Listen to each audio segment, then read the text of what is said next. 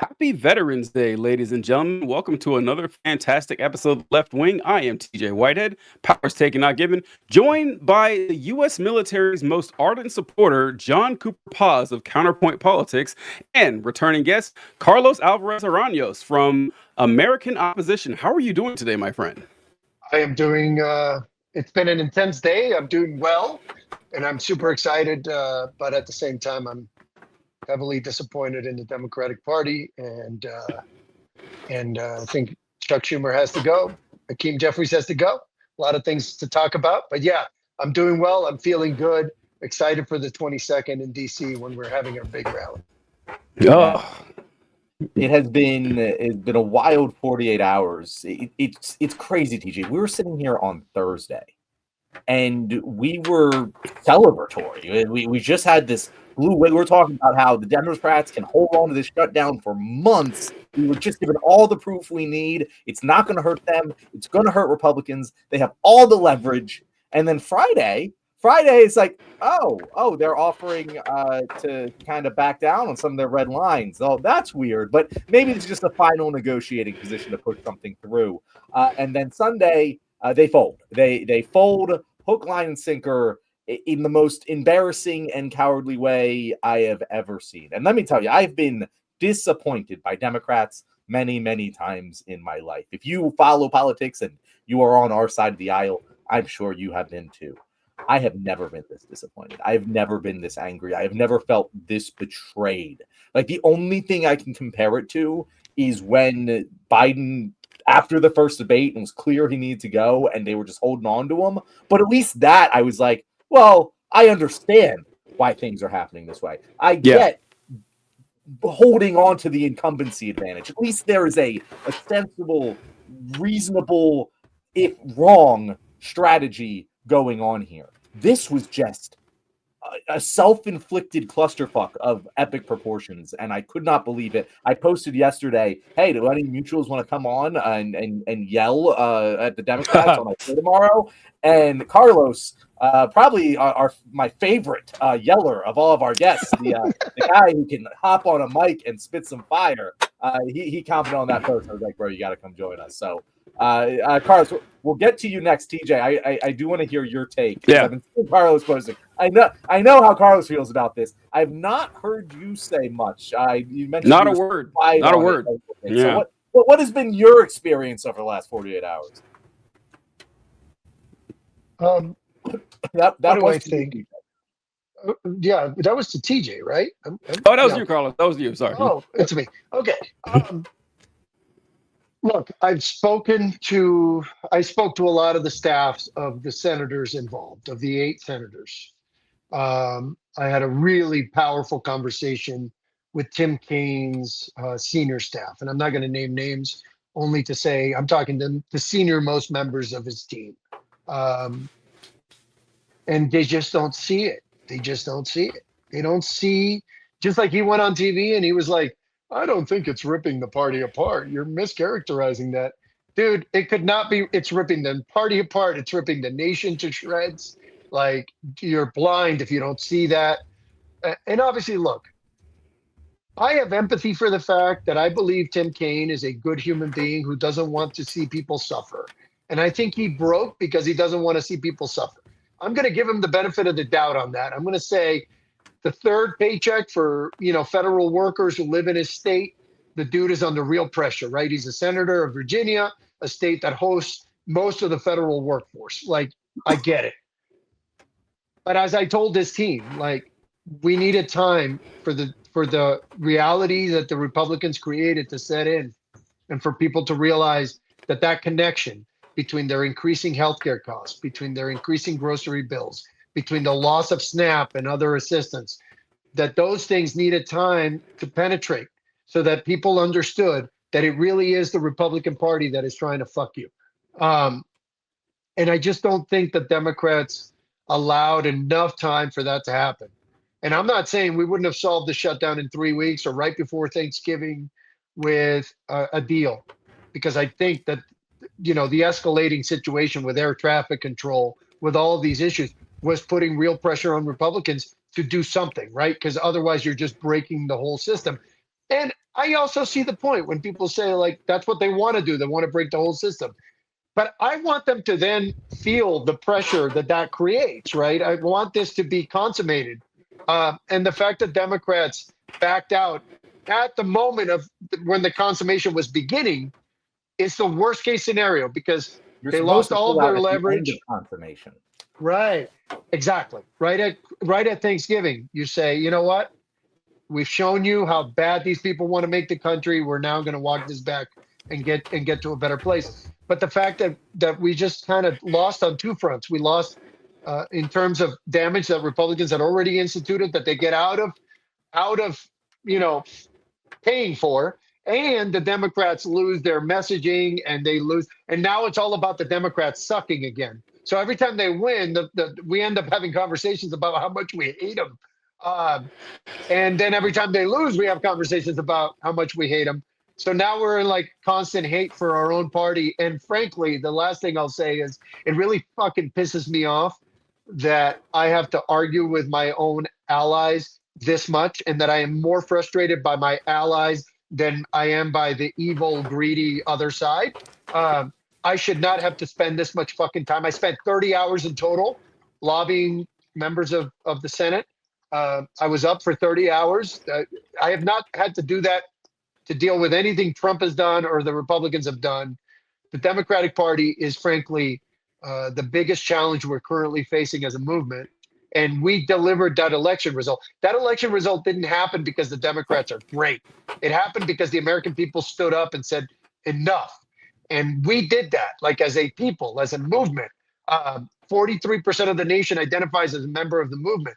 And that, I think that's a soft number. I think a lot of people, if you include boycotts like Disney and et cetera, I think that number grows, the Tesla people, et cetera. So we have the momentum, we have the movement, and the biggest thing that's killing our flow is the Democratic Party. And frankly, as somebody who has given everything he has to this movement and this moment, it really fucking bothers me that they're killing. As I told Tim Kaine's staff, and the main thing I said to them is, you guys didn't even ask us what we were doing, and you blew up all our plans. It's like that person that walks into the middle of the surprise party and blows it because they didn't know it was happening, because they're not bothering to communicate with anybody because they think they know it all. They think they and by the way, these people are just so bad at politics. Chuck Schumer, Hakeem Jeffries, these people are the worst leaders I've ever seen. I don't know how you can call them leaders. I wouldn't follow Hakeem Jeffries out the door in any room, even if the room was on fire. I'd look. Yeah. I would desperately look for another person to follow.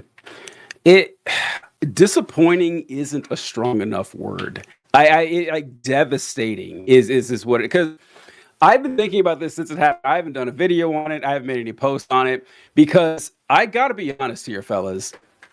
It's getting hard to justify even caring about this now. It's hard to defend getting up here in front of microphones or posting or making videos when that is the opposition party. The only venue we have to actually get something done and get something accomplished. Because for also, John, before I carry on, I do want to point out I appreciate you writing "they died like a dog" in the chyron right there. That's great. I love that so much. But listen, I couldn't believe it when this happened because what have we been dealing with Donald Trump 10 years now? In a decade, I have never seen Donald Trump so on the ropes. I have never seen it. His approval rating was in the 30s. The Republicans just got their asses kicked in an election. 144,000 jobs were lost in October. We were coming up on the precipice of the start of the holiday season travel, and we had air traffic controllers not showing up for work, long lines, and the Republicans they were in such bad shape. Donald Trump was begging for the filibuster to be suspended. Mm-hmm. And that was the moment the Democrats said, it's not working. We got to give up. Like Carlos, you said you spoke to Tim Kaine's staff and everything. And I've seen so many Republicans talking about this on the air. And they mentioned that, well, we just weren't getting anything done. It didn't seem like it was helping stand up to Trump or anything. And listen, I will really Carlos makes a good point. I wrote it down too. At what point would it be too long? Because at some point, I would say, okay, this is not working.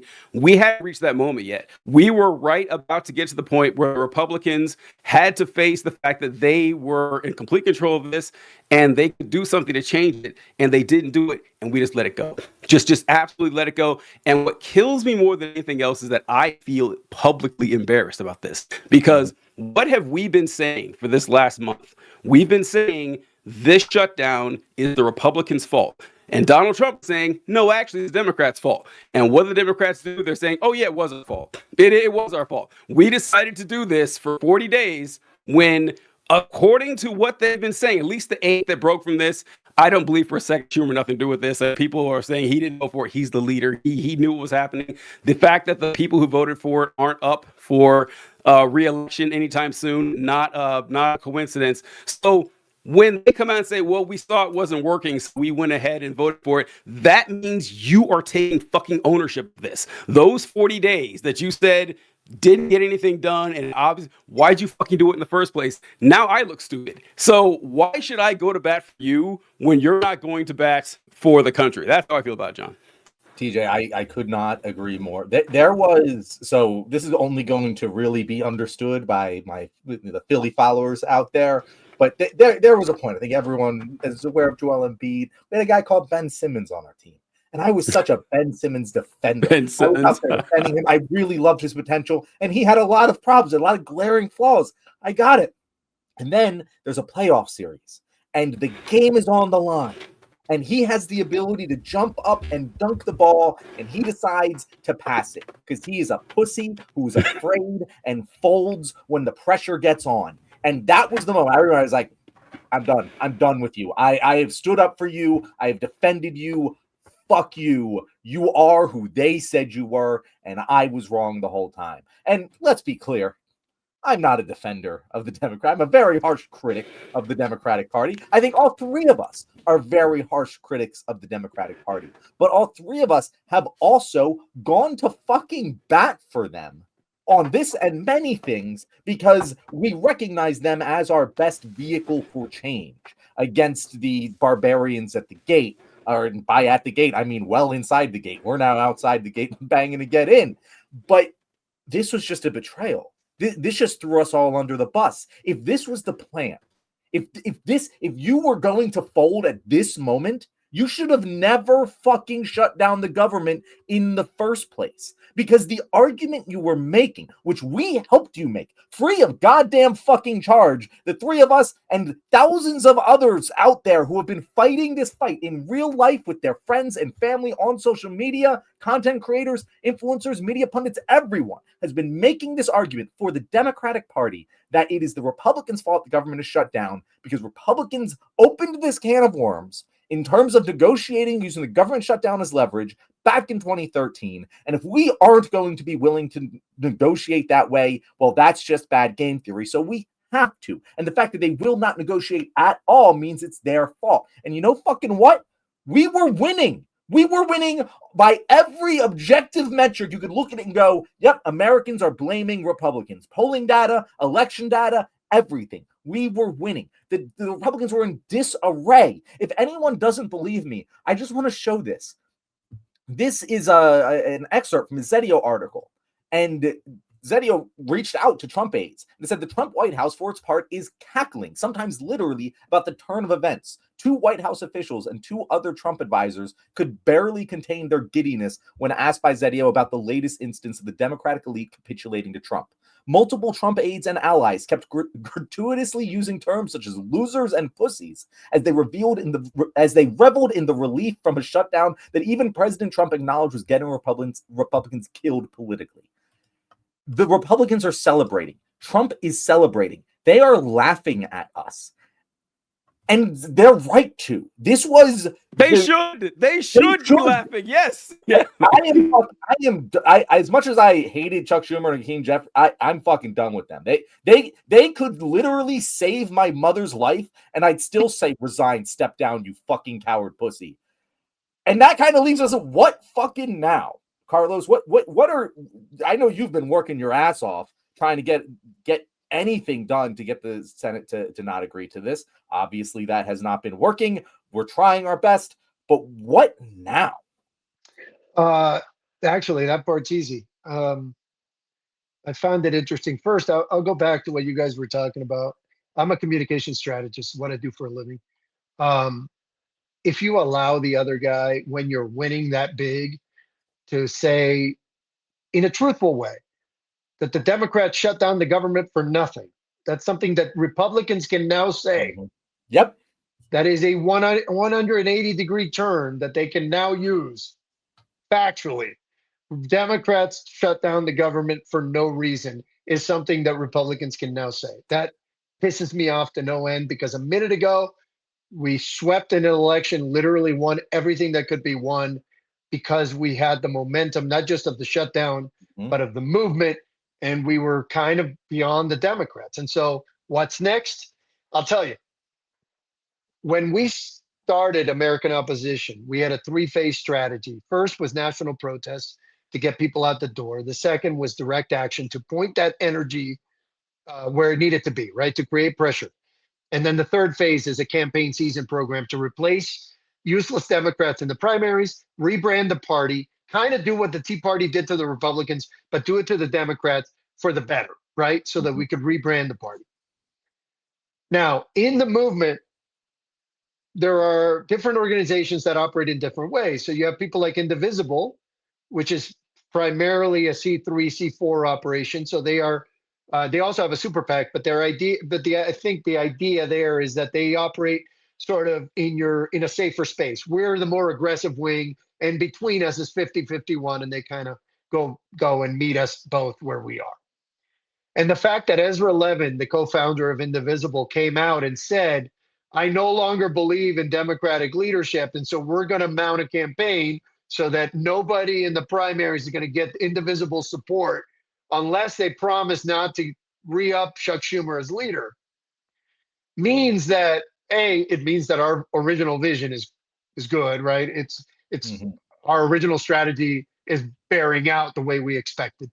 But B, it means that if Indivisible's identity comes from working with Congress and working with Democrats, that's who they are, right? Ezra and Leah, they used to work for the party. They worked in Congress. They are of that world. So I actually find some hope in the fact that if Ezra and Leah are that pissed that they're sort of adopting our more aggressive stance, then that means a ton of people are coming with it to our party, which is all about creating real pressure and replacing these motherfuckers to the tune of 30% of the party. And frankly, that is our entire mission now. Let's get rid of the shitty Democrats. Let's turn the Democratic Party into an American opposition party that can actually stand up and defeat Donald Trump. And in some ways, the anger at the party, we as a movement can leverage it to replace the party. So in some ways, Democrats just gave us a gift, which is the energy to say, whoever was doubting us, because for a long time I heard people tell me, Carlos, you have to be nicer to Democrats. Don't eat your own, blah, blah, blah. I think all of that shit is out the window now. We have a total permission structure now to replace shitty Democrats with better Democrats, rebrand the party as a fucking opposition party, and then go out and take that party for a run in the general election and fucking replace every single Republican. And that is my mission. That is our mission. That is now Indivisible's mission. I know a lot of people across the movement suddenly are on our boat. And to be honest with you guys, like, I'm excited because we now have the energy and the anger and the fucking passion we need to deliver on that shit. And I'm going to do that shit. Like, I know I'm speaking for myself and my organization. That is what we're going to fucking do. And I am no longer feeling bad about throwing Democrats under the bus. I'm no longer asking for permission. I'm no longer looking to them for anything. If you're a shitty Democrat, we're going to come after you and we're going to make this party the party we need it to be. So fuck these people. Fuck Chuck Schumer. Fuck Hakeem Jeffries. They had their turn. We had as much patience as we could with their fecklessness and their shittiness. Fuck those guys. We're done with them. Hey, I swear it on my life, those guys will not be leaders in the next Congress. They just won't. This is fucking over. We are going to change this party. I don't know what other solution you can come to because we all. So, Carlos, I'm curious of your thoughts on this because a lot of times we get people saying that the Democratic Party isn't really in there to push forward progressive policies or ideas; that they're just controlled opposition. They're just there to, be the kayfabe with wrestling and everything like that. Don't take them too seriously. And I always dismiss that. I said, listen, there are like actual moderate Democrats out there. I know people have a hard time believing that, but some people really do see that. This time, I got nothing against, because what was in it for the Democrats to fold when all the cards were in their hand? I can only think of one. I can only think of one reason that they would actually do this. I know what they say. My guess is maybe they were afraid the filibuster was going to be broken, or not broken, but suspended or work around, and they had that in their favor. But they're not helping this by their explanations. Actually, who is this? I forgot the name of this guy that I have here. This senator. This was fuck. It was Tim Angus Kaine. King. Angus. Oh, Angus King. Yeah. Angus King. This is Angus King talking to Joe Scarborough, and listen to what he says for his reasoning for why they buckled on this. Just tell me if this makes any sense to anybody. You have to go back to what the strategy was at the beginning of the shutdown. There were two goals, both of which I support. One was standing up to Donald Trump. The other was getting some resolution on the ACA premium tax credit issue. The problem was the shutdown wasn't accomplishing either goals, and there was there was zero likelihood that it was going to. In terms of standing up to Donald Trump, the shutdown actually gave him more power. Exhibit A being what he's done with SNAP and SNAP benefits across the country. Oh, by the way, Joe, you're going to love this. Guess who's getting paid during the shutdown? Not the park rangers or air traffic controllers. The ICE agents. So their goal was twofold: to show that they could stand up to Trump, and show that they fight to get the credits for the ACA. Mm-hmm. They showed neither. Neither, right? Like why? Yeah, the ICE agents got paid. Yeah, we know that Trump's cronies are getting paid. We got that. That's not going to deter us from the fact that you set out with two goals. And now you're saying, well, I guess that wasn't likely in the first place. You guys do this for a living. You know exactly what the Republicans think. In fact, what was the best case scenario for what you had? It's like, oh, everyone realizes that the Republicans are screwing us over. All the polls say the same thing. Trump is panicking. The Republican politicians are panicking. What else do you want? Like, I don't know how it could have gone any better in your favor, and you still folded like this, John. Or I guess Carlos asked you, what do you think the reason that? I know you mentioned with the Tim Kaine folks and everything, but it is suspicious that the people who did break were the ones who are essentially not going to be punished. They're either not going to run for re-election, or their re-election or primary so far away that people aren't going to remember this a year from now. We will, but your average person and your average voter, I doubt that they're going to remember this 2-4 years from now. Certainly. What do you think their goal is with actually caving like this? Well, I do think that they are in some ways, whether, by the way, being controlled opposition doesn't always happen intentionally, right? You can be, look, I work in strategic communications, and my job sometimes is to put people on tilt, which is a poker term for compromising them, right? In espionage, you see it all the time where people become assets because but they don't even know it sometimes. You know what I mean? So if a smart strategist can put you in a situation where you're serving their interests without knowing it. And I think that that's what the Republican Party has done to the Democratic Party over the last 50 years. And the only times that has been interrupted is when huge personalities like Bill Clinton and Barack Obama come to play, right? And they can overwhelm that. But that's the only times Democrats have been effective, is when they're under the leadership of super charismatic, powerful leaders. And we don't have that right now. So I think, archetypally, the Democrats represent weakness, and the Republicans represent strength in a very foundational sense. And so they're just living up to who they are. And, and frankly, in this environment, as I told Tim Kaine's staff, if you had a trial right now with a truly impartial jury that didn't know shit, and one side was arguing that the Democrats are incompetent, and the other side was arguing that they're complicit, the complicit argument would win. That's what it looks like. It looks like complicity. But what it actually is the result of a 50-year strategic campaign by the Republican Party to put the Democrats in the untenable position of always being the people that have to think about the people. right? That have to actually give a shit. Republicans don't have to give a shit. Nope, They don't have to save anybody. They can just make you hungry, and they don't have to apologize for it even. They don't have to care. And that is the structural condition that we are operating under. And it was brought to us by the Democratic Party. And until we break free of that and stop being their little bitches, we will continue to have to allow them to destroy things. And then we are supposed to be the adults that fix the thing or that prevent the worst. In this case, what needed to happen was we needed to show the American people what happens when you let Republicans govern. That's what we needed to do. And we didn't need to show it for more than 2-3 weeks, but we needed to show it. And the Democratic Party collapsed on this at the exact wrong time. And we as a movement had a whole plan built out through the 22nd to show people what happens when Republicans do what Republicans want to do. It fucks up everything, not just air traffic, grocery prices. The entire country comes to a standstill because these people can't run a fucking country, let alone Donald Trump, who bankrupted fucking casinos and is now trying to run the United States of America. Like, give me a break.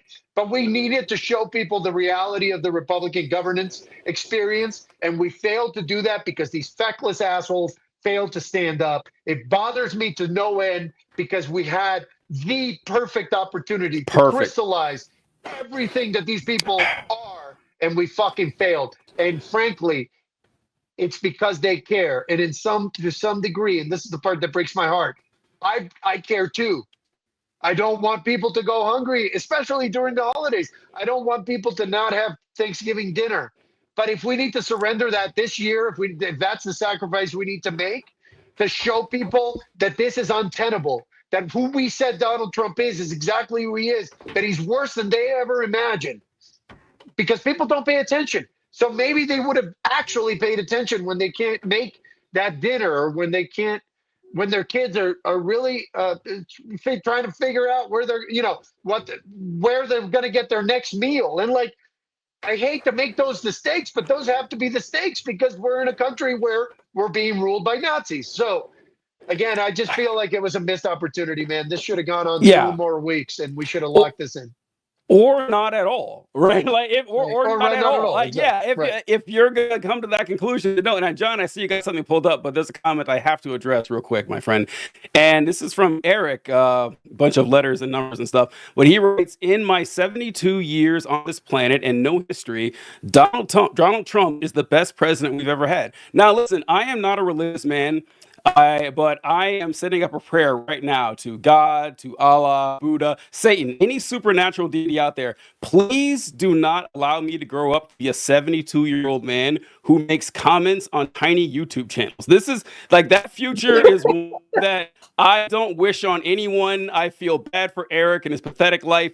Go out and enjoy time with your grandchildren or something, man. But Jesus Christ, 72, do something productive. My God.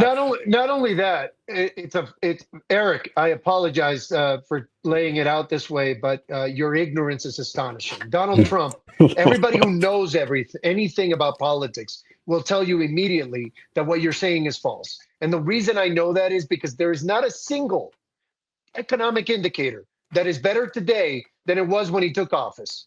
The only person to be responsible for more American deaths than Donald Trump was Adolf Hitler. And it's close, because Donald Trump caused 400,000 unnecessary deaths from COVID through his mismanagement of that pandemic. So literally, Hitler had a war that killed as many people as Donald Trump killed in peacetime through his sheer incompetence. Never mind that the dude paints himself orange and is literally walking around shitting his diapers and can't stay awake during any meeting, and is married to a hooker. And like, dude, wake the fuck up. Where are you? What are you talking about? Carlos, what the fuck are you talking about, bro? Carlos, wearing 3 inches of orange makeup and girdles and heels. What and the fuck are you talking about, Eric? That's peak masculinity right there. Complaining about daytime television shows all day long. That's the pinnacle of manhood. Yes. He goes into the office at noon. He fucking doesn't do anything. He can't tell you what countries border the United States. He couldn't point out the United States on a map. The dude literally speaks at a fifth grade level, not because he's trying to connect with people, but because he doesn't have any language beyond that. I What the fuck agree. are you talking about, Eric? Ha- What? Hard agree. We got a comment here from narrator 6896. Nothing dims and their donors fear more than a populist moderate. Better do something to muffle that working class energy. Thank you for that, narrator. And I also want to, we'll send this $5 and 95 more to anyone who can send us a video clip of Donald Trump speaking coherently on any policy for 5 minutes. Like any clip you can find of Trump making like serious commentary talking about the ins and outs of any policy you name with any specificity whatsoever. $100 to you. That offer is always open. Trust me, you're never going to be able to fill it. Sorry, John. Go ahead. What you got for us? So as I mentioned at the beginning of the show, I put out just a post yesterday of like, yo, anyone want to come on the show to vent about the fucking Democrats right now? And Carlos, I'm so glad you commented. You are the exact right person that we wanted on this show today because we need your energy right now. I absolutely love what I'm hearing from you because I know you're hearing from a lot of people who are way more important, way more influential than me. And this is what I mean, we've been saying this for months now. We've been saying this since before the election. Chuck Schumer, Hakeem Jeffries, that entire wing of the party is incompetent. They are not wartime leaders. They are going to fold when the chips are on the table. Is what we've been saying, and this is what they did. And it's not just, I want to be very clear, it's not just one decision or the other.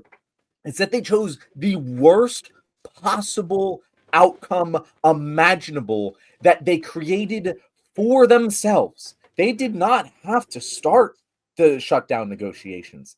I wanted them to, but they didn't have to do it. But if they were going to do it, then you gotta be willing to fucking hold. You have to be willing to let people get hurt because at the end of the day, this is a goddamn trolley problem. Either people get hurt now or way more people get way more hurt. Not just with the ACA thing. Like, even if we were just comparing the human cost of allowing this government shutdown to extend, say, another month versus the human cost of just the ACA extensions that are going to be costing our healthcare, like people tripling their fucking health insurance premiums. Thousands, if not, I don't think we're going to get to millions, but hundreds of thousands of people are going to lose their health insurance. We are going to see death tolls in the tens of thousands. No, it's gonna be 1.7 million people won't be able to afford the new rate. That's the estimate. So it is over a million. It's almost 2 million Americans that are not going to be able to afford the new rates for the same plan they had this year, next year. That's about to happen. And if you're going to tell me, hey, like people are getting hurt, we need to step in and help them, like that's fine. But this was the known outcome when you decided to start these negotiations. If you were unwilling to let people go without pay for more than 3 weeks, you should have never fucking done this. You were never man enough to play ball. You are not up for this game. And so you should have just not done it because now, I mean, the first time they did it, at least they just never did it, right? So they collapsed at the beginning. But I will say, like, I'm reading a little bit of the chat, which I never do. I never read comments because in life that's a road to perdition. But I'm reading a little bit here, and I want to address some of this. Look, you can say Joe Biden was old and Joe Biden was in trouble. But even despite being old and in trouble, Joe Biden averaged 247,000 jobs added per month. He didn't have a single month where we lost jobs in this country. He averaged tremendous economic growth coming out of the pandemic. The dude got an infrastructure package passed that 30 years of presidents have failed to pass, despite having the smallest split in the Senate ever. So you can say what the fuck you want about Joe Biden, Ozzy, but Joe Biden kind of crushed it at being president. And the net result was a better country. And Barack Obama kind of crushed it at being president. And Bill Clinton crushed it at being president. And I don't remember anybody saying George W. Bush was an excellent president. George H.W. Bush was only there for one term because he caused a recession. Ronald Reagan was the last president that anybody said did any good. And it wasn't on the economy. It was on foreign policy because, yes, he was better than most in terms of projecting strength during an era when that meant something.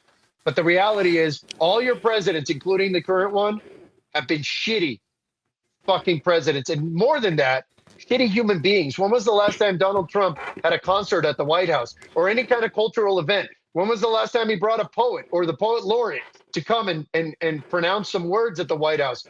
When was the last time that Donald Trump showed any humanity and celebrated a movie he liked or a fucking song he liked? The dude listens to YMCA for real. Like, that's what he enjoys. Unironically, he loves it. Are you fucking kidding me? He loves it. What are we? Yeah. Literally, he listens to Celine Dion and fucking YMCA. And I don't care who the fuck you are. I want to be very clear.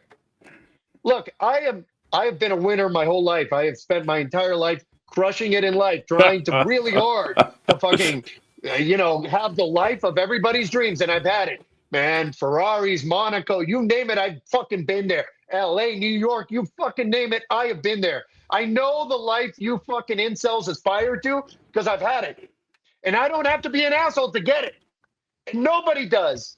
We don't have to be assholes to deliver, to date models and whatever. If your fucking dreams are that basic and you're that basic ass human, you still don't have to be a fucking asshole to get it. Elon Musk is the richest man on earth, and he's a fucking loser. You, Ozzy, bullshit, writing bullshit. You're a fucking loser, bro. Nobody gives a shit. You're just angry at yourself because you never got what the fuck you wanted. And the reason you didn't get it is because you're angry at yourself. You're a self-fulfilling prophecy of failure. So please, shut the fuck up because nobody gives a shit. Your words on this fucking chat are not going to change my life. I'm not going to be thinking about him beyond this little diatribe at all. I'm never going to think of Ozzy Crosby 2092. I don't give a shit about you. I never will. All right. And if you want to come and find me at one of my events, I'm a fucking boxer. Good luck. But in the end, I will tell you this. We need to be better people. A Kim Kardashian country elects Donald Trump. So let's stop being fucking a Kim Kardashian country. Let's start being fucking better than Ozzy Crosby 2092 or whoever the fuck. I don't think that'll be hard to do. Yeah, I don't think that'll be hard to outshine Ozzy. Yeah. I hope not, but every fucking day this country surprises me with the shit that we choose to celebrate. You know what I'm saying? True. It's terrible. John, were you going to show this clip? It looked like the same one I pulled, or is it a continuation? So I want to show this clip because the clip that you showed cut out just before the best part.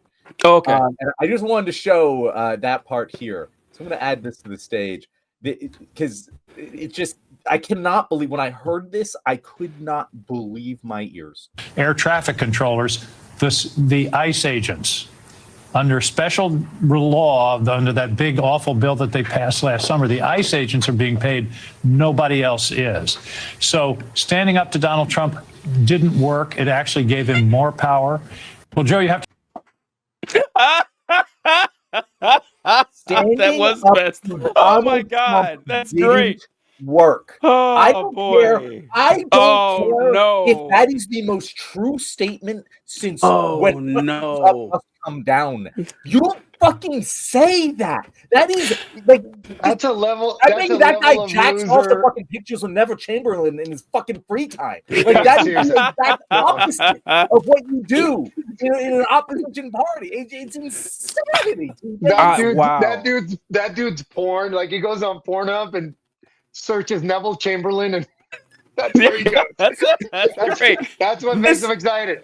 Because honestly, that level of loser. Carlos, he plays a male prostitute to dress up as Neville Chamberlain and fuck his wife. Right, exactly. That's how that guy gets off. In front of him, right? He's a cuck. Yeah, exactly. No, look, I will say this. Angus King's son is running for governor in Maine. Yes. And so Angus King isn't up for re-election, but his son is up for election. Let's punish the kid. I'm all for it. Yeah, let's go. Angus King III is not going to be the governor of Maine if I have anything to say about it, because fuck that guy. Yes, absolutely. Yeah, I agree. All the Republicans who don't know anything about history are wondering, like, who's this Neville Chamberlain guy they keep talking about? They're really confused right now. But I did write down a comment or a question earlier in the show, which I'm glad you brought that up, John, that clip, because my question I wrote down here is, what lesson did the Republicans learn here? If you were a Republican congressman or a Republican senator, or just a Republican in general, the lesson you just learned was the Democrats may scream, they whine, they complain, they may stop your progress, but they will fold, and they will fold quicker than you think. It doesn't matter how low you get, they're going to collapse. And that is the devastating part. Carlos talked about how this is a radical reorganization of the Democratic Party, and that's what's really got me down the most these past couple of days, I think. Because, yeah, it was these 8 people that did it, and Chuck Schumer definitely knew. Like, he was definitely aware of this, but other senators were too. That thing, it's not like earlier where we had Manchin and Sinema that we knew, oh yeah, they're gonna buckle. They've openly admitted this or whatever. But I don't think it's just 8. I think it's more. I think it's a lot more than that would have folded on that, and that's pretty devastating. And I have a clip I wanted to show here, and this is another senator. This is Senator Cortez Masto, who spoke out about this buckling on it, and this absolutely floored me. I got to get you guys' response to this. Well, and mine too. But here we go. This fight tonight is. I agree with Senator Angus. It's just the beginning. This is the beginning to show and fight for Americans across the country. Let me just say this. With the government open, we can focus on passing a full bipartisan budget for 2026 that starts with a minibus that will restore funding that President Trump cut. It delivers millions of dollars in critical funding to states like Nevada all across the country. And you will hear, blocks the administration from future rifts. We have an opportunity also to put Republicans on the record on the ACA. Are they committed to doing this? Are they committed? Leader Coon said he would come to the table on a health care once the government was open, and now he must follow through. If Republicans want to join us in lowering costs for working families, they have the perfect opportunity to show the American public. I expect Republicans to be at the table in the next few weeks. I expect the White House to be at the table. And if they do choose not to come to the table, they can own the disastrous premium increases that will continue to rise. They will own the fact that Americans across this country are going to lose access to health care. We were elected in the Senate to work on real solutions that help working families. I could not believe what I was hearing when she was up there saying, no, we did this because now the American people will get to see if the Republicans are ready to go on record saying they want to raise your health insurance. They already fucking said that. That's what the whole fight was about in the first place. They already went on record saying, yeah, we want to take away these credits. We want health insurance to go up. Ostensibly, that's what created the crisis of the shutdown in the first place. So you coming up there saying, now we're really going to know. This will really show them. This is going to show the American people that the Republican Party, who for 17 years now have been saying our goal is to destroy Obamacare, to see if they're going to go on record saying they want to destroy Obamacare. Yeah, I think they are. I think they're okay with health insurance premiums going up. And here's the kicker. If they don't do it and the health insurance premiums go up, it will also say the 8 Democrats voted for it are okay with it too. That's the part that doesn't make any sense to me. It's like, yeah, you lose either way here. And then we didn't even mention this. I can't believe this, that we sold this out not for the reduction in healthcare costs. We sold it out for a vote in one house of Congress, with a vote in the Senate. Mike Johnson already said, fuck that. I'm not voting on anything. So if it clears the Senate, which it won't, it's not going to get a vote in the House. Even if it got a vote in the House, it wouldn't pass. And if it passed, Trump wouldn't sign it. What did we win here? What did we win here, John? It is that explanation is so mind-numbingly dumb. I can't believe anyone actually believes it. Like, I cannot believe. I can't either. Yes. I don't know how the words escape me. Like, we're going to see if the Republicans really mean it this time. What have they been showing you for the past fucking month? If they didn't want to do this, why have they been shutting down the government? They could have just fucking agreed to it. What do you mean a vote? We already know what the outcome of the vote is. Wait, what do you mean? First of all, no one gives a shit what any congressman has ever voted for. This has never mattered in any election in the history of fucking ever, because no one pays attention to how congressmen vote. They pay attention to what political parties look like. That is the most important thing. And right now, Democrats look like a bunch of pussy-ass bitches. They just spent the last month arguing that, hey, we need to stand strong and do this and make a stand for American healthcare. And okay, and Americans are like, we got you. We believe you. We're on your side. And what they just said was, fuck, I don't want to stand up for American healthcare anymore. I want to just throw it to a vote with the Republicans. That's what I want.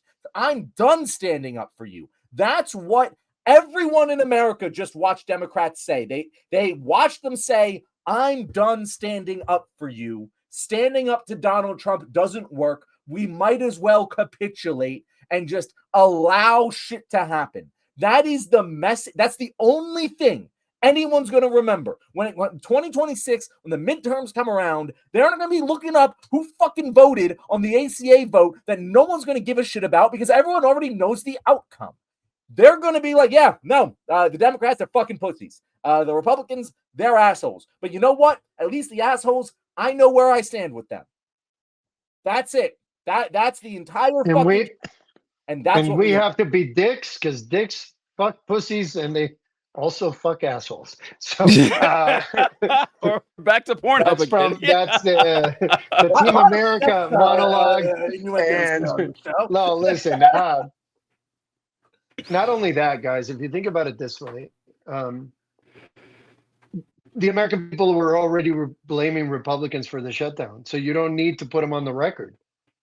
Nope. Like you don't have to. Everybody knows it's the fucking Republicans doing this. So it's what, and literally that was one of the arguments that Tim Kaine's staff made to me was, oh, we're putting them on the record. I'm like, you guys think that matters because it matters up on Capitol Hill. It doesn't matter to anybody else in the country. We were winning this fight. People were blaming Republicans. And frankly, if you're not willing to let the Republicans govern and crush the nation to show that that's what happens when Republicans govern, then you are not, what are you basically doing? You're going to say they can just take hostages and we're going to capitulate. And so they're just going to keep doing it over and over and over again. That's going to be the entire strategy. And last time, by the way, the last time we avoided a shutdown, we said this to Chuck Schumer and to Hakeem Jeffries. Remember? We said, guys, if you break now, you're going to break later. And sure enough, here we are. And they broke again. Except this time they did it after 40 days, which again, I would have minded it less if they had just broken from the beginning and said, we are bitches. That is who we are. That is our identity. We're going to own it. And we're going to fucking capitulate. Yeah. Going back to... Oh, go ahead.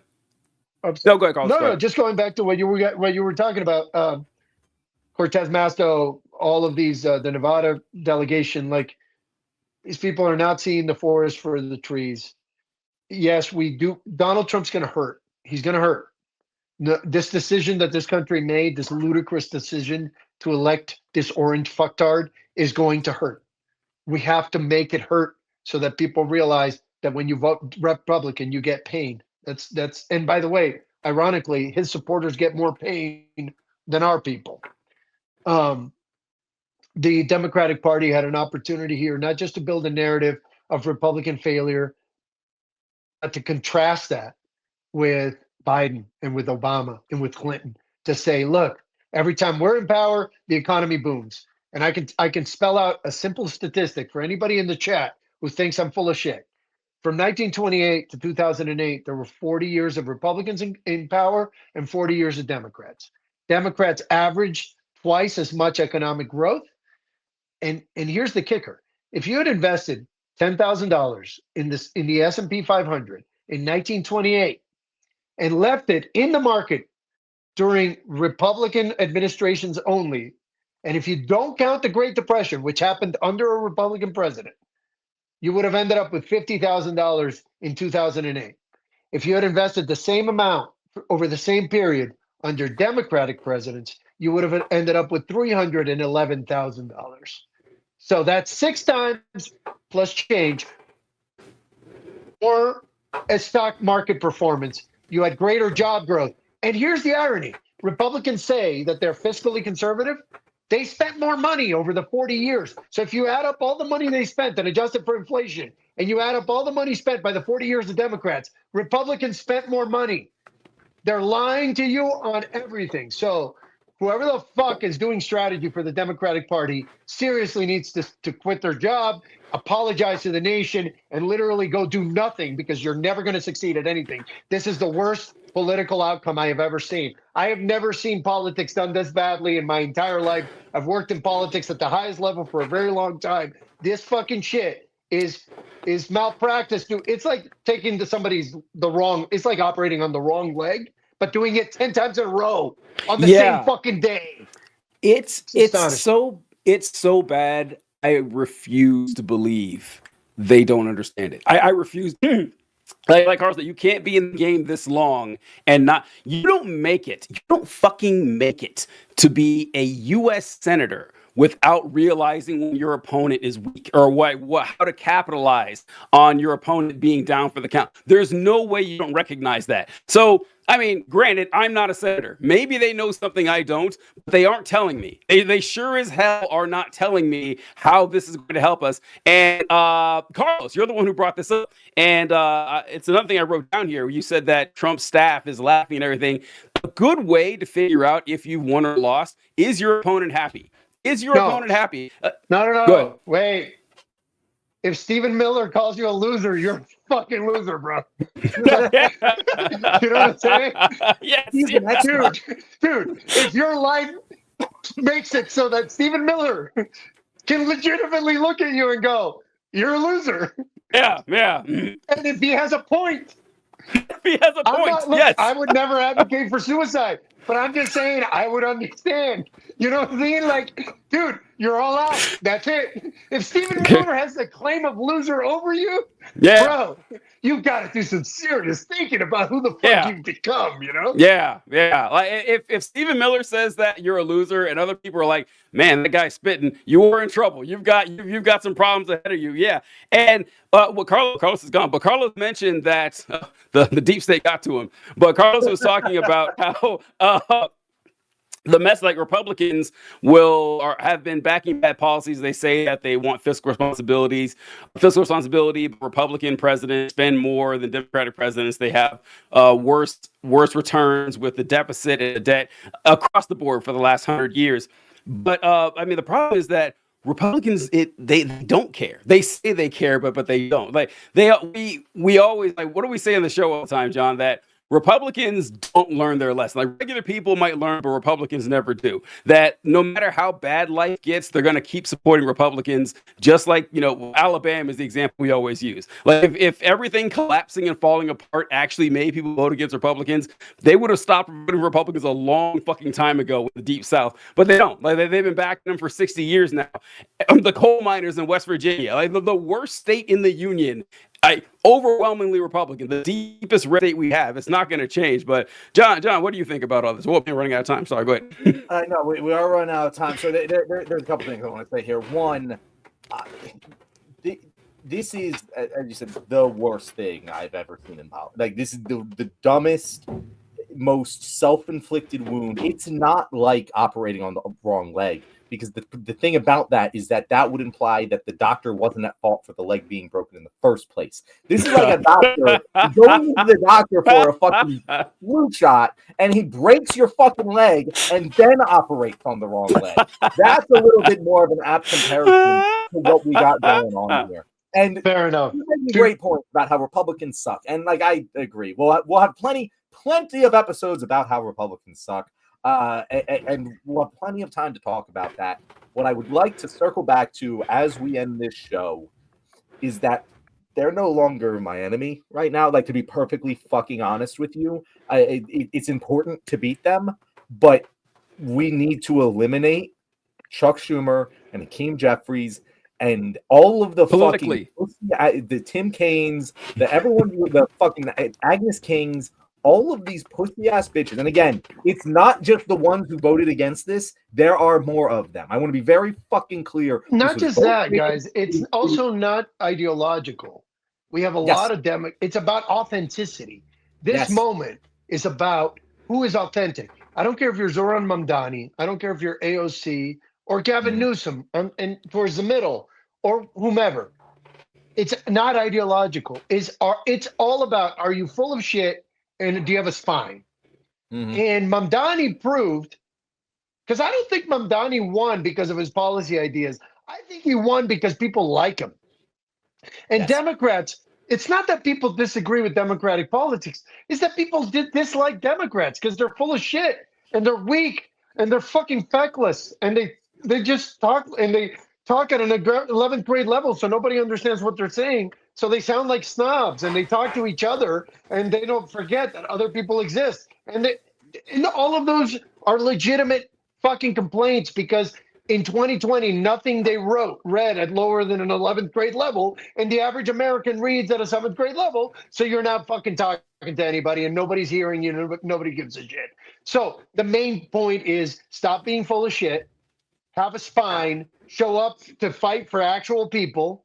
And then, by the way, somebody in the comments said that Obama was a populist and he ended up getting a lot of fucking money. Yes, not only during his presidency did he raise a lot of money, but after his presidency, he went and became a super rich guy because, frankly, he was authentic. He was real. And that's what people are looking for in leadership. And just don't try to claim credit. Don't try to make it about you. Try to serve people. Try to give them good stuff. Try to make their lives better. And I promise you, when you retire, people are going to be like, we're going to reward that guy because he deserves it.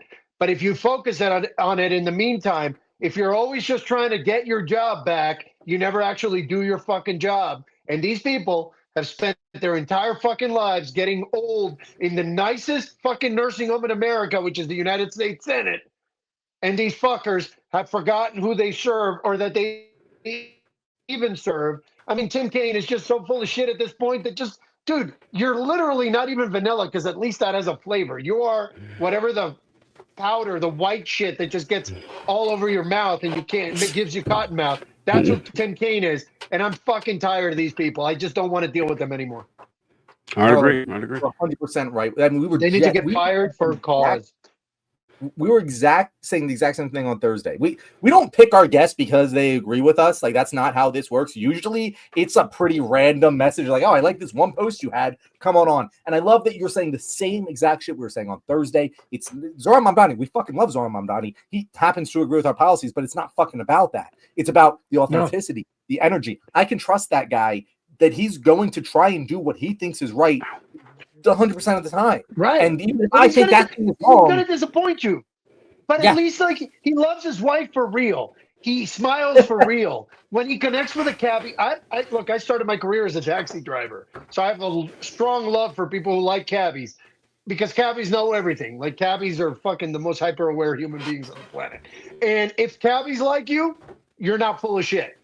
And the fucking cabbies love them. So when you're voting, this is my message to everybody in fucking America. When you're voting, figure out who the cabbies like, who the nurses like, and vote for that person.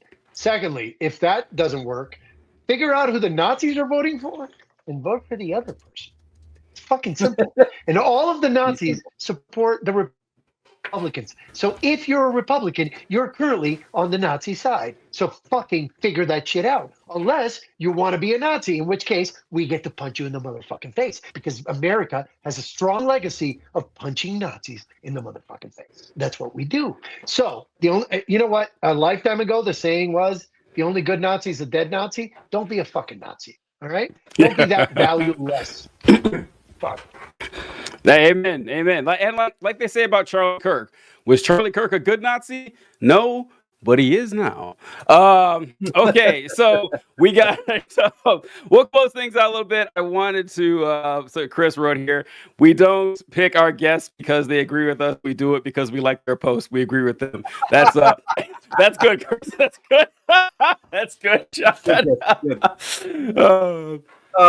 But yeah, no, I just, to close this all up, we need to get them this needs to be a moment where everyone realizes, yeah, these guys need to fucking go. And all of the anger just needs to be placed in that direction, because right now, Democrats look weak as shit. They look weak as shit. We were in such strong position where I was riding high. It's like, we're gonna blue wave the fucking midterms. We're gonna get not trifecta, but we're gonna get super majorities in the House and the Senate, and the way things are going. And now this, and I don't fucking know, but I do know in order to get that momentum back, we need to eliminate the people who just fucking threw it away.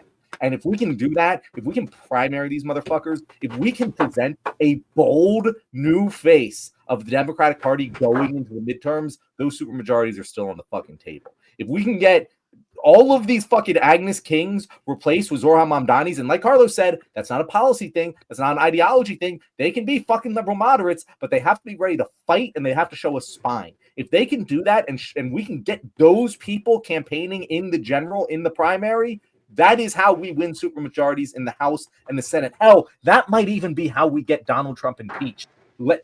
That is the fucking bar for success for me, and I will accept nothing else, and I will stay this fucking angry until we accomplish it. Amen. Well, and the movement is going to power that, so the Democrats don't even have to fucking do that much, because this movement, 43% of the American people, which is a larger share than identify as Democrats, identify as members of this movement. So the Democrats don't even have to fucking do shit. They just have to stop fucking shit up. You know what I'm saying? Like, stop getting in our way. We've got this. We just showed it. We got them victories in everything. And it wasn't because they were great. It's because we fucking delivered, and we're going to keep delivering. Just get the fuck out of our way and stop trying to lead when your name is Chuck Schumer, because you can't.